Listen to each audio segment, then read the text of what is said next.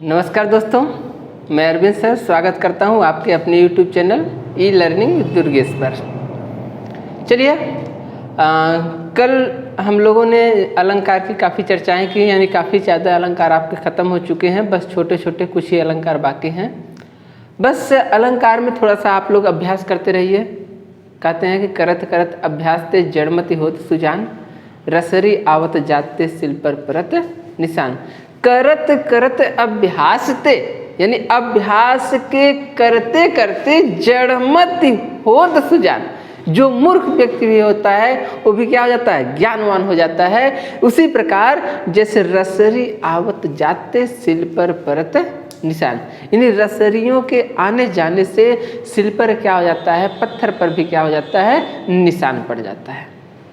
तो वही होता है कि यहाँ भी क्या हो जाता है। अब देखिए एक चीज़ आपको अभ्यास करने के लिए बताया, अभ्यास में यहाँ जो अलंकार में आपको जितने ज़्यादा उदाहरण दिए जा रहे हैं, याद करिए एक से बढ़कर एक अच्छे से अच्छे उदाहरण दिए जा रहे हैं। और इन उदाहरणों को, वीडियो को एक बार नहीं, 2 बार 3 बार 4 बार आप देखिए। अगर 1 2 3 4 बार देखते हैं तो अपने आप कुछ लिखने की ज़रूरत नहीं, अपने आप सब याद हो जाएगा। और याद हो जाएगा तो आपको क्या होगा, किसी भी पेपर में कुछ भी करने की जरूरत नहीं, बस आपको टिक लगाने की जरूरत है। चलिए चलते हैं, समय को न लेते हुए जो अलंकार बचे हुए हैं उनमें से चलते हैं। आज हम पहला देखते हैं मानवीकरण।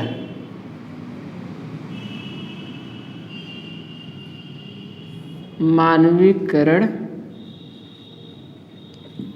अलंकार। मानवीकरण अलंकार, देखिए मानवीकरण यानी मानव के द्वारा किया गया, लेकिन यहाँ मानव के द्वारा किया नहीं जा रहा है। यहाँ मानव के रूप में माना जाएगा जब किसी प्राकृतिक विषय वस्तु हो या कोई निर्जीव विषय वस्तु हो, उसको मानव स्वरूप में देखा जाए, यानी मानव के रूप में देखा जाए या जीवित वस्तु के रूप में देखा जाए, तो वहाँ मानवीकरण अलंकार होता है। यानी जब किसी प्राकृतिक विषय वस्तु को मानव के रूप में देखा जाता है तो वहाँ मानवीकरण अलंकार होता है, या कोई निर्जीव विषय वस्तु हो उसको मानव के रूप में देखा जाए तो मानवीकरण अलंकार होता है। परिभाषा हो गई आपकी। अब उदाहरण के माध्यम से इसको हम समझ लेते हैं। जैसे महादेव वर्मा जी ने आपकी एक पंक्ति लिखी है, दिवावसान का समय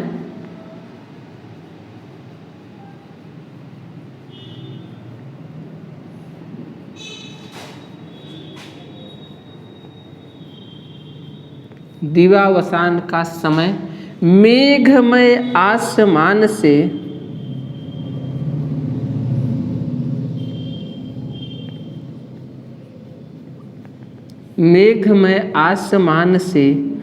उतर रही,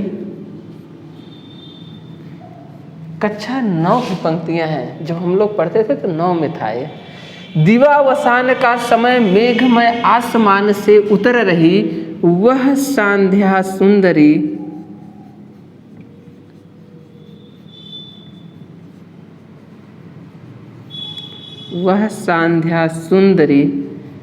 परी सी धीरे धीरे।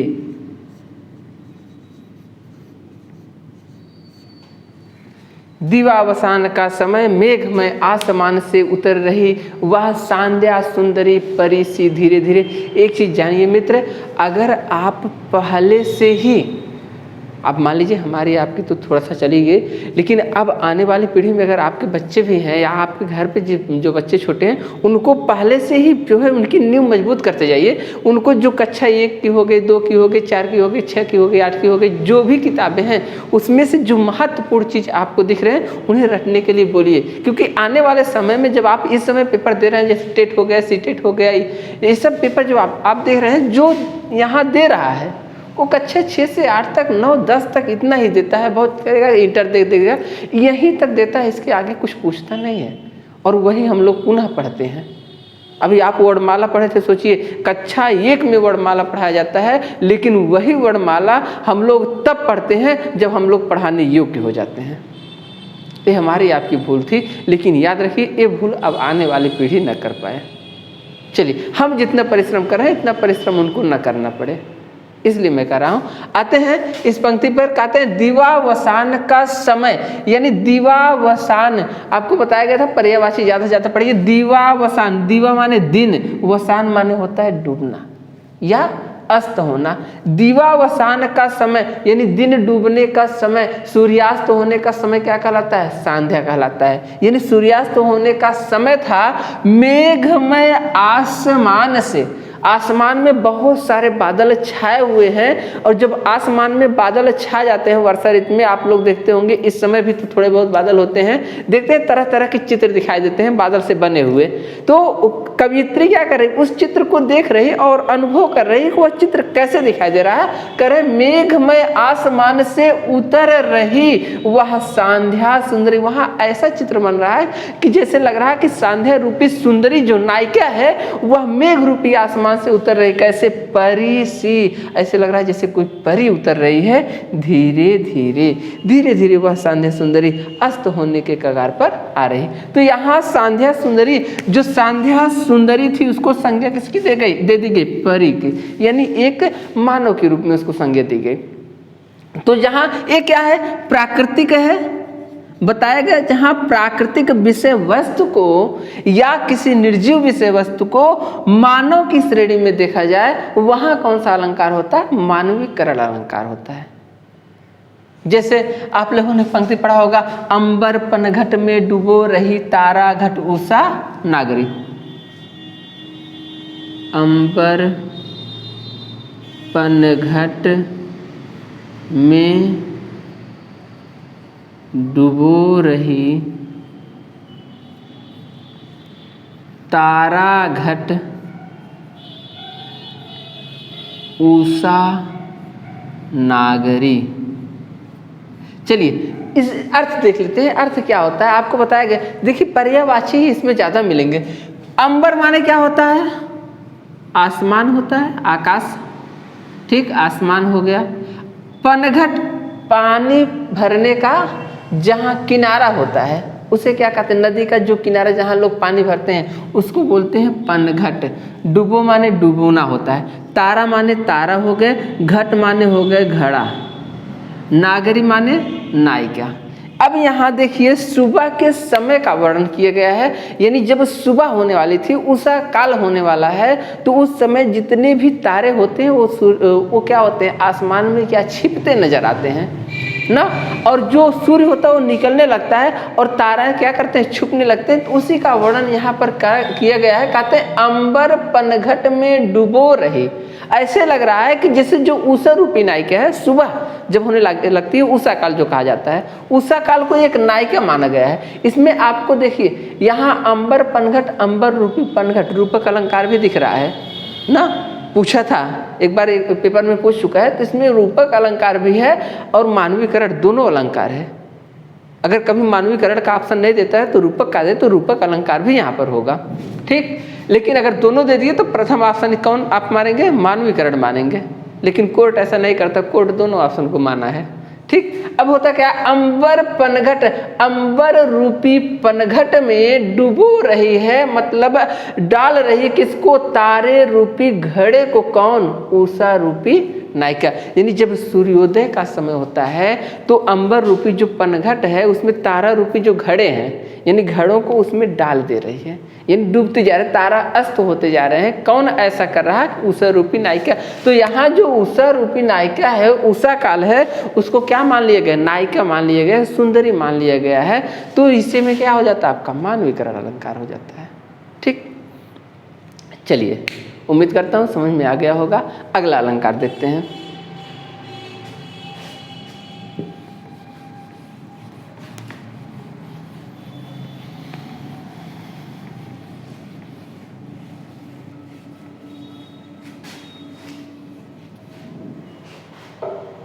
चलिए असंगति अलंकार।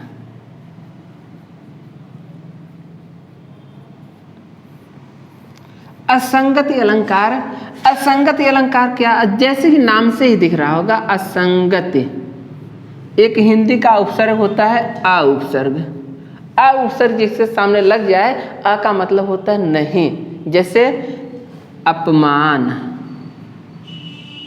यानी जहाँ मान न हो ना, जैसे कहते हैं अधर्म, धर्म के आगे अ लग गए जहाँ धर्म न हो, वैसे यहाँ अ लगा हुआ है असंगति, जहाँ संगति न हो, साथ न हो, वहाँ क्या हो जाता है आपका असंगति अलंकार। यानी जहाँ कार्य और कारण में साथ ही न बन पाए वहाँ क्या हो जाता है असंगति अलंकार हो जाता है। जिससे एक उदाहरण के माध्यम से देखते हैं।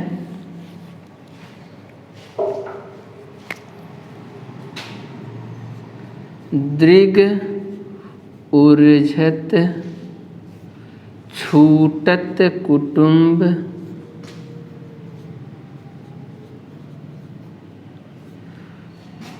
दृग ऊर्झत छूटत कुटुंब जुरत चतुर चित्त प्रीत।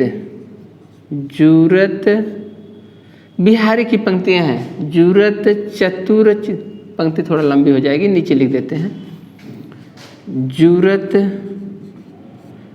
चतुर चित्त प्रीत परति गाठ दुर्जन हिये।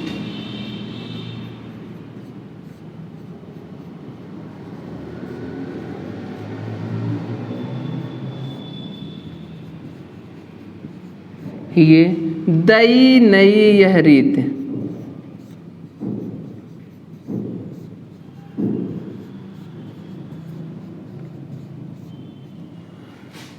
रीत दई नई यह रीत बिहारी की पंक्तियां हैं। कहते हैं दृग ऊर्झत छूटत कुटुंब। दृग किसका पर्यायवाची है? आंख का। दृग माने होता आंख। ऊर्झत मिलत, याद करिए एक प्रेमी है एक प्रेमिका है, अगर दोनों की आंखें मिलती हैं यानी प्यार होता है तो क्या होते हैं, चारों तरफ के प्रेम को छोड़कर क्या करते हैं, बस आपसी प्रेम में लिप्त हो जाते हैं। बस उसी का उदाहरण यहाँ पर दिया गया है। एक गोपी है वो भगवान श्री कृष्ण से प्रेम करती है, अर्थात बिहारी जी भगवान श्री कृष्ण को बहुत ज़्यादा मानते हैं। अभी बिहारी दास का जब आप लोगों को जीवन परिचय हम पढ़ाएंगे तो बताएंगे वहाँ पर, और जीवन परिचय ऐसा पढ़ाया जाएगा जैसा आप कभी पढ़े नहीं होंगे। जैसे बिहारी जी का जीवन परिचय देखा जाए, सन 1600 ईस्वी, निकट ग्वालियर वसुआ ग्राम, मुकुट शिरोमण सुकब बिहारी जन्मे के सौ के शुभधाम। पिता संग ले गए और छा आई थी जब 8 साल, बीता था यौवन मथुरा में वह थी उनकी प्रिय ससुराल। नृप जय सिंह के राज सभासद पाया था उनसे अतिमान, हिंदी साहित्य के श्रेष्ठ कवि हुए बिहारी लाल महान। तो हमारी जो साहित्य की वीडियो चलेगी उसमें आप लोग देखिएगा, वहाँ पर जीवन परिचय आपको ऐसा पढ़ाया जाएगा जहाँ आप कहीं पढ़े ही नहीं होंगे, और पूरे मस्ती के साथ जैसे यहाँ आप पढ़ रहे हैं वैसे वहाँ भी आप पढ़ेंगे। चलिए यहाँ देखते हैं। कहते हैं दृग ऊर्झत, यानी दृग मतलब आंखें का उलझना, माने लड़ना जब हो जाता है एक दूसरे से उलझ जाते हैं। तो छूटत कुटुंब, कुटुंब किसका पर्यायवाची है? परिवार का। वसुधैव कुटुंबकम, उदार चरिता नाम एवं वसुधैव कुटुंबकम ना, पढ़े होंगे कक्षा, ये भी तो शायद 9 में था, संस्कृत में था ना, संस्कृत दर्शिका में था ना। कैसे था? अयम निज परो वेत कर नाम लक्ष्य सामुदार चरित नाम वसुधैव कुटुंबकम। अयम निज है, यह अपना है, परो वेत अथवा दूसरे का है, इति गणनाम लघु चित साम, यह अपना है दूसरे का है, ऐसा गणना छोटे हृदय वाले करते हैं। उदार चरिता नाम वसुधैव कुटुंबकम, जिसका चरित्र उदार होता है, जिसका हृदय अच्छा होता है, वसुधैव कुटुंबकम, वो पूरे पृथ्वी को अपना परिवार मानते हैं। तो कुटुंब माने होता है परिवार, परिवार का पर्यायवाची है कुटुंब। कहते हैं छूटत कुटुंब, जब आंखें लड़ती हैं तो परिवार क्या हो जाता है? छूट जाता है। जुरत चतुर चित्त प्रीत, वही चीज बताए हैं कि जुरत चतुर चित्त प्रीत, एक नायिका चतुर नायक, एक नायिका का चतुर नायक के साथ अगर प्रेम बनता है तो फिर कहते हैं, अब देखिए असंगति कैसे हो रही है, तो कहते हैं यहाँ तो प्रेम हो रहा है ना, कार्य में प्रेम हो रहा है, लेकिन कारण क्या बन गया? कारण में जो होता है वो वहाँ पर क्या हो जाता है? असंगति हो जाती है। कार्य तो ठीक है लेकिन कारण में असंगति हो, एक कारण विघ्न जहाँ पड़ जाता है। कहते हैं परति गाठ दुर्जन ये, लेकिन यह देखकर दुर्जन माने होता है दुष्ट लोगों के हृदय में गांठ यानी मनोव्यति जो कहते हैं गांठ पड़ जाती है, जिसे कहते हैं ये खिंचाव हो जाता है। दई नई यह रीत, यह नई प्रेरणा कहाँ से आ जाती है, यानी एक दूसरे के से अलग करने लगते हैं। जहाँ प्रेम होता है, अभी आप किसी से प्रेम कर रहे हैं, पड़ोसी देखे अरे यार फलाने का लड़का तो फलाने के लड़की से प्रेम कर लिया ना, अब वहाँ चर्चाएं चली और आपको अलग करने की बात आ जाती है। तो वही कहते हैं कार्य तो हुआ लेकिन कारण में असंगति हो जाती है, यहाँ खिंचाव आ जाता है। परत गांठ दुर्जन ही दई नई हरित, जहाँ ऐसी चीजें होती हैं वहाँ पर क्या हो जाता है, आपका असंगति अलंकार हो जाता है। चलिए अगला देखते हैं, छोटे छोटे अलंकार हैं, ज्यादा बहुत बड़े बड़े अलंकार नहीं हैं। अगला देखते हैं, जस्ट इसी से मिलता जुलता एक और अलंकार है आपका अन्योक्ति अलंकार।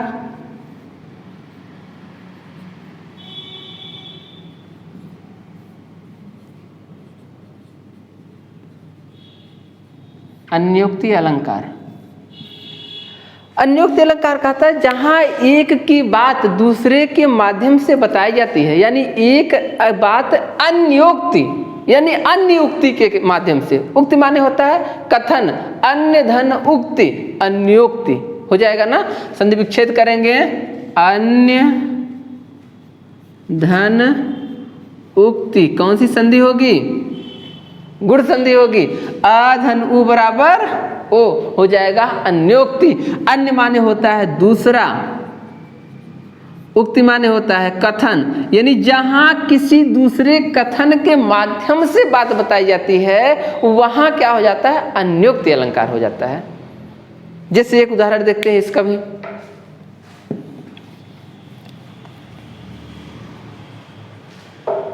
कह रहीम कैसे निभे, कह रहीम कैसे निभे। रहीमदास की पंक्तियां हैं, कह रहीम कैसे निभे, केर बेर को संग,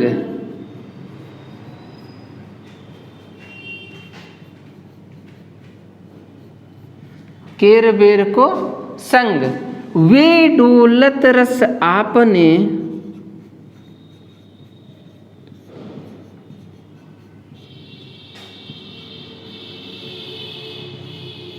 वे डोलत रस आपने उनके फाटत अंग।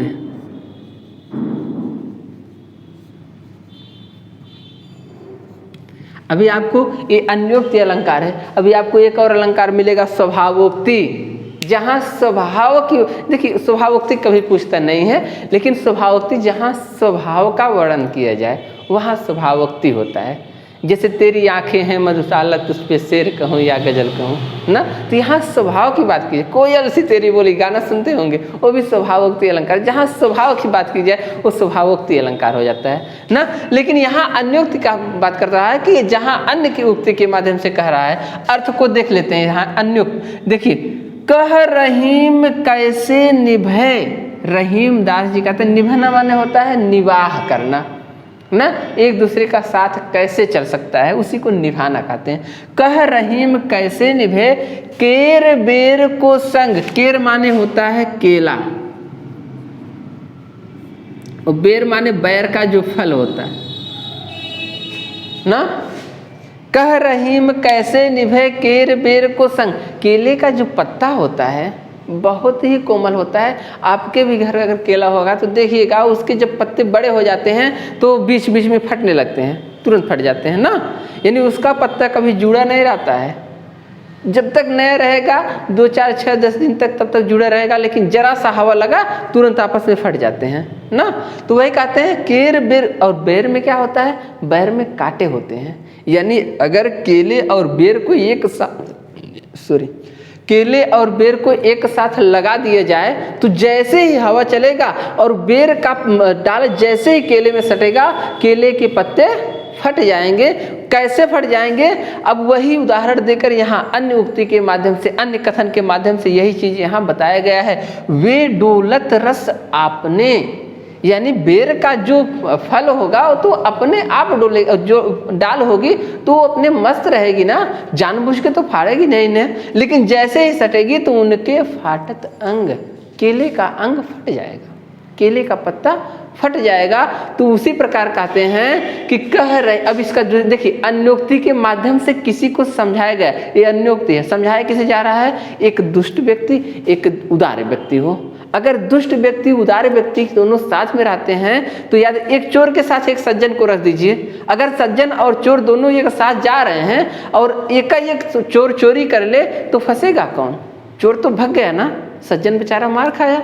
तो वही चीज यहाँ पर समझाया गया है, उसी कथन को इस कथन के माध्यम से बताया गया है। तो जहाँ एक कथन को दूसरे कथन के माध्यम से समझाया जाए, अन्य उक्ति के माध्यम से समझाया जाए, वहाँ क्या हो जाता है? आपका अन्योक्ति अलंकार हो जाता है। ठीक, चलिए अगला उदाहरण, अगला अलंकार देखते हैं। बहुत छोटे छोटे हैं, जैसे इसमें और आपका आ सकता है, वो कहते नहीं, अभी आपको जस्ट बताया गया ना, कौन सा?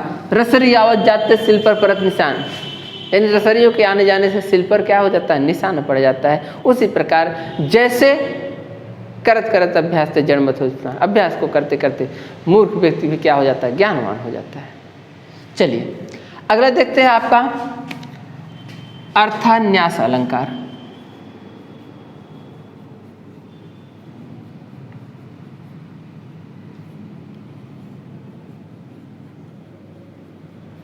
अर्थान्यास अलंकार, अर्थान्यास यानी जहाँ अर्थ को अलग करके बताया जाए, वहाँ क्या हो जाता है? अर्थान्यास अलंकार। जैसे विशेषण को विशेष से ज़्यादा बताया जाए और विशेष को विशेषण से ज़्यादा बता दिया जाए, वहाँ क्या हो जाता है? अर्थ अलंकार, यानी बढ़ाया चढ़ाया जाए, एक वस्तु का दूसरी वस्तु से ज़्यादा बताया जाए और दूसरी वस्तु को पहली वस्तु से ज़्यादा बताया जाए, वही क्या होता है? अर्थान्यास अलंकार होता है। यानी अर्थ को बढ़ावा देना, अर्थधन्यास, अर्थ को बढ़ावा देना, ये क्या कहलाता है? आपका अर्थान्यास कहलाता है। चलिए इसका भी उदाहरण देख लेते हैं। जैसे बड़े नहूजे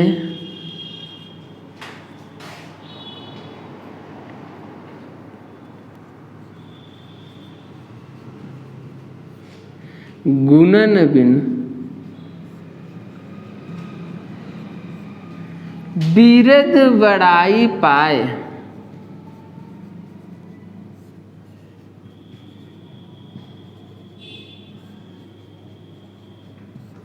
बड़े नहूजे गुणन बिन बीरद बड़ाई पाए, कहत धतूरो सो कनक,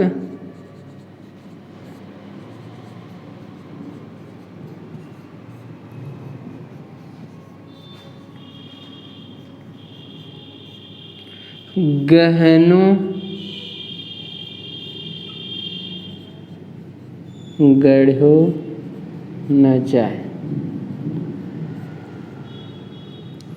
अब देखिए यहाँ बताया कि जहाँ एक वस्तु को दूसरी वस्तु से विशेष बता दिया जाए ना। अब देखिए विशेष कैसे बताया जाता है? जैसे कनक माने भी क्या होता है? सोना, और यहाँ कनक माने सोना भी हो गया और कनक माने क्या होता है? धतूरा, यानी दोनों कनक माने दोनों होते हैं, लेकिन यहाँ सोने को कनक से, एक कनक को दूसरे कनक से विशेषता प्रदान की गई है, यानी यहाँ एक को ज़्यादा विशेषता प्रदान की गई है, वही होता है अर्थान्यास, जहाँ ज़्यादा विशेषता प्रदान कर दी जाए। अब कैसे प्रदान की गई है? सोना किससे कह रहा है? धतूरा से कह रहा है। कह रहा है बड़े नहूजे गुणन बिनु, यानी सोना धतूरा से कह रहा है कि हे धतूरे, तुम्हें गुड़ के बिना बड़ा नहीं होना चाहिए। क्यों? बीरद बड़ाई पाए, भले से तुम कनक कहे जाते हो लेकिन तुम्हारे अंदर गुड़ नहीं है, इसलिए तुम कनक कहे जाने योग्य नहीं हो। क्यों? क्योंकि कहत धतूरो सो कनक, हे धतूरे तुम्हें कनक तो जरूर कहा जाता है लेकिन गहनो गढ़ो न जाए, लेकिन तुम्हारा गहना नहीं बनाया जा सकता।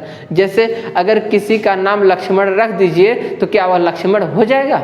कहने से नहीं हो जाएगा। अब वो अपने आप को अगर लक्ष्मण समझ ले तो उसमें कोई विशेषता है? नहीं है। तो वही कहते हैं जहाँ विशेषता ना हो वहाँ उसकी विशेषता प्रदान नहीं करनी चाहिए। वही कहता है आपका अर्थान्यास अलंकार, जहाँ विशेषता ज़्यादा दी जाती है परंतु विशेषता नहीं होती है, वहाँ पर क्या हो जाता है? आपका अर्थान्यास अलंकार।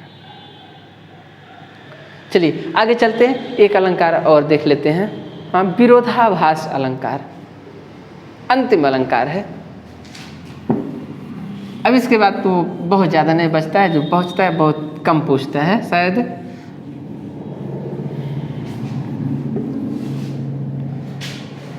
अलंकार के बाद अब कौन सा टॉपिक शुरू किया जाए, आप लोग बताइएगा। हाँ, और पूरे मस्त होके शुरू किया जाए। चलिए, कौन सा था? विरोधाभास। चलिए, विरोधाभास। कौन सी संधि है विरोधाभास में? अगर आप देखिए, कुछ अलंकार ऐसे होते हैं जो नाम से ही पता चल जाते हैं। आज की वीडियो में शायद हमने जितने भी अलंकार बताए आपको, सब नाम से ही लग रहा है कि यहाँ पर क्या होने वाला है। ठीक, तो विरोधाभास, विरोध धन आभास, अगर अलग करेंगे तो क्या होगा? विरोध धन आभास, सॉरी आभास, विरोध धन आभास। अब देखिए, विरोध धन आभास की बात कर रहा है, यानी विरोध का जहां आभास मात्र हो। अब परिभाषा क्या बनेगी कि पंक्ति में जहां वास्तविक विरोध न होकर विरोध का केवल आभास मात्र होता है, उसे क्या कहते हैं? विरोधाभास अलंकार कहते हैं। यानी पंक्ति में वास्तविक विरोध नहीं होता है, केवल विरोध का आभास मात्र होता है, उसे क्या कहते हैं? विरोधाभास अलंकार कहते हैं। जैसे उदाहरण देखते हैं कि बिहारी दास का उदाहरण देखते हैं, या अनुरागी चित्त की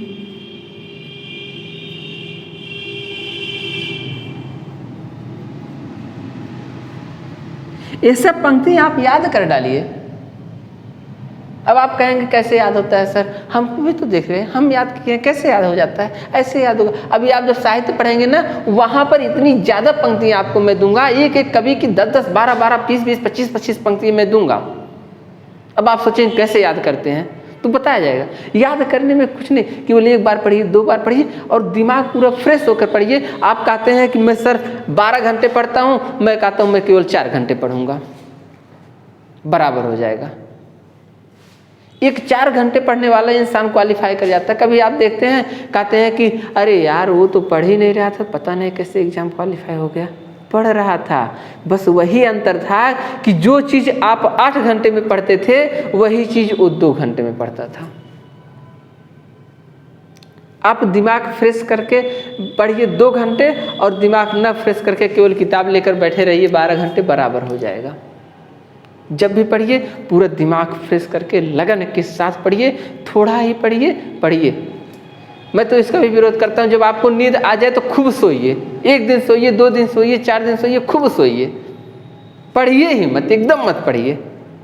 देखिएगा 2-4 दिन के बाद आपका खुद ही दिमाग कहेगा, खुद ही आत्मा कहेगी कि अरे यार मैं अपने साथ बहुत गलत कर रहा हूँ, मुझे पढ़ना चाहिए।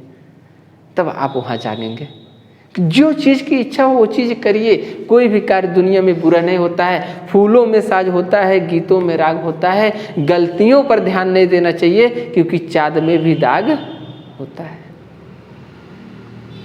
यानी फूलों में साज होता है, गीतों में राग होता है, गलतियों पर ध्यान नहीं देना चाहिए, क्योंकि चाँद में भी दाग होता है। अगर आप कितने भी अच्छे हैं, आप में बुराई जरूर होगी। कोई ना कोई बुराई कहीं ना कहीं से ढूंढ के आ ही जाएगी। और आप कितने भी बुरे होंगे, आप में कोई ना कोई अच्छाई जरूर होगी। यानी हर एक चीज़, किसी ने कहा है कि जो इंसान जितना बुरा होता है ना, वो उतनी ही अच्छी नसीहत देता है। एक कारण क्यों है आप बताइएगा, कमेंट करिएगा, हम जरूर आपका कमेंट पढ़ेंगे। हाँ, क्यों वो इतनी अच्छी नसीहत देता है? कि वो पहले बुरा था सुधर गया, या पहले सुधरा था अब बुरा हो गया? बताइएगा। आते हैं टॉपिक पे, ज़्यादा लंबा हो जाएगा। या अनुरागी चित्त की गति समझे नहीं कोई,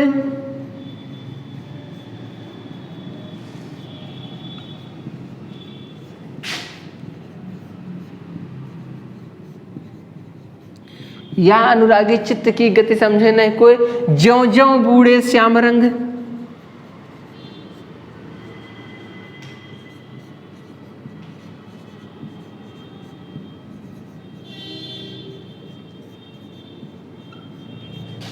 ज्यों ज्यों बूढ़े श्याम रंग त्यों त्यों उज्ज्वल होए।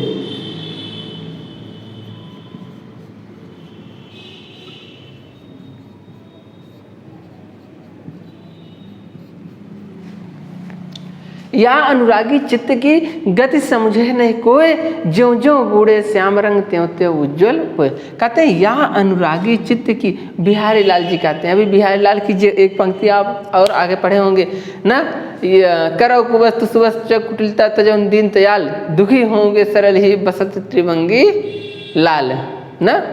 चलिए किस में पढ़े थे आप लोग? भक्ति रस में पढ़े होंगे। या अनुरागी चित्त की, चित्त माने क्या होता है? हृदय, हृदय का पर्यायवाची। अनुरागी मतलब प्रेम। अनुराग बताया गया, जब आपको भक्ति रस पढ़ाया गया था तो वहां बताया गया था ईश्वर भक्त, ईश्वर रूपी प्रेम को क्या कहते हैं? अनुराग कहते हैं। कहते हैं या अनुरागी चित्त की, मेरे हृदय की ईश्वर भक्त रूपी प्रेम कोई गति समझे नहीं कोई।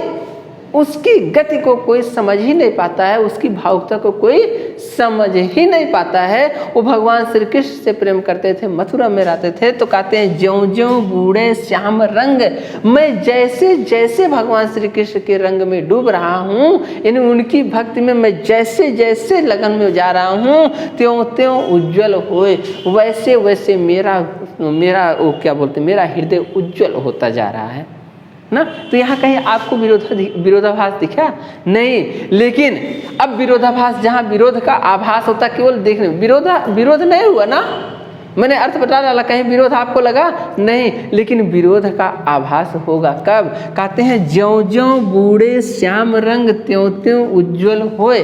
अब अगर किसी भी चीज को काले रंग में आप डुबोएंगे तो क्या उसमें चमक आएगी? नहीं आनी चाहिए ना। लेकिन यहाँ कह रहे हैं ज्यों ज्यों बूढ़े श्याम रंग। नीचे वाली लाइन में, नीचे वाली लाइन का अगर जो है शाब्दिक अर्थ देखा जाए, अर्थ दो होगा, एक वास्तविक एक शाब्दिक। जो इसका शाब्दिक अर्थ होगा वो विरोध करता है। कहता है ज्यों ज्यों बूढ़े श्याम रंग, जैसे जैसे काले रंग में डूब रहे हैं त्यों त्यों उज्ज्वल हुए, वैसे वैसे उसकी चमक बढ़ती जा रही है। जबकि यह विरोध करता है, काले रंग में डूबेगा काला होना चाहिए, लेकिन विरोध कर रहा है, उसमें चमक बढ़ती जा रही है, तो वही हो जाता है आपका विरोधाभास अलंकार। चलिए, उम्मीद करता हूँ आपको वीडियो अच्छी लगी होगी। आज बस इतना ही। अब हमको लग रहा है कि शायद अलंकार की सभी वीडियो ख़त्म हो गई है।